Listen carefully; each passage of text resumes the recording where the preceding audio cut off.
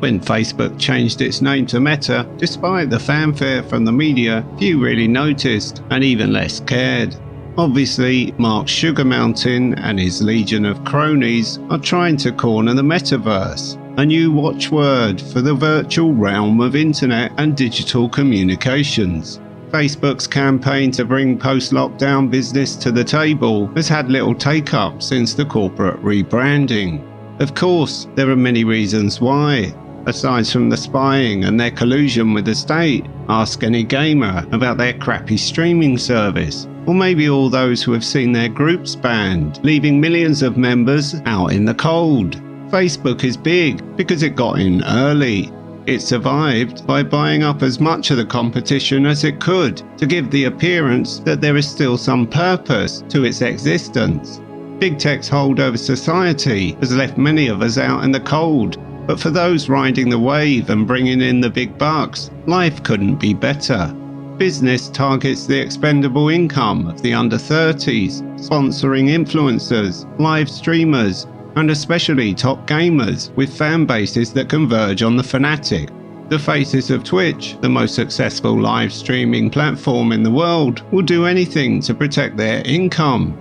Many have an innate understanding of behavioral psychology. They can moderate the language and even the thoughts of over 100,000 viewers at a time. That's quite a feat and something mainstream news can barely manage. Some Twitch streamers have complained of being sexually objectified by their viewers, but that hasn't stopped them from taking donations. Until Twitch amended its terms of service, the just chatting category was a pubic hair from pornography, which is probably why sites like OnlyFans have taken off. OnlyFans carves out a slice from every subscription, allowing members to access revealing images and videos of their favorite stars of the metaverse. During a PR disaster, OnlyFans temporarily banned explicit content from their service, but when their share price tumbled, they realized that sex was how they made their money and quickly dropped the new rule like a hot potato. There's a whole subculture at Twitch, and it even has its own language. For example, the word simp refers to a user who donates money because they have a sexual fixation with a streamer. Simps, who are invariably male, will pay through the nose in generous donations to get their love-struck message read aloud. For in their minds, they honestly believe that they are in some kind of relationship with the virtual girl of their dreams. Modern love has been corporatized and is now in all but name prostitution. The oldest profession in the world meets the brand spanking new technocracy. Twitch banned the word simp, not because it was offensive to gullible fans maxing out their credit cards, but because it revealed the dark side of its commercial strategy. Twitch is the emperor with no clothes, and there is absolutely no reason why they make any money. Its users can watch any stream, even chat in most, and they don't need to sign up for a monthly fee.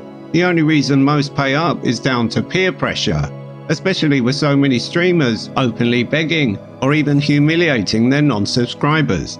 A few of the bigger names make a real show of sharing their beliefs and ideas, which invariably turns out to be the usual garbage you'll hear from the mainstream. Despite the rebellious persona of so many creators, you won't find a lone voice at Twitch. Everyone there thinks exactly alike, eating from the same trough of state propaganda and mass media lies. Unlike the major players who can afford a personal trainer and an in-house chef, those struggling to survive on less than a minimum wage sit in the dark and eat junk food all day. They miss out on real life and give up their youth to chase their dreams, swamped by an overcrowded market with an aversion to anyone over 35. They'll consume energy drinks and overload on caffeine to keep them awake. They'll hold subathons and go without sleep for days on end. In the long term, they'll suffer serious heart problems and obesity and even early onset of arthritis. I've heard one gamer confess that they haven't had a day off in 3 years. They sit at their PC and play the same game over and over again, 10 hours a day, 7 days a week. God knows what the guy will be like in another 20 years. Right now, it might just be a game or the culture of a platform. But sooner or later, we'll see the megalomania spread onto the streets. The rock stars of the metaverse have an army of millions of faithful followers. They've gradually molded them into their own image and left many of their fans without the most basic of social skills.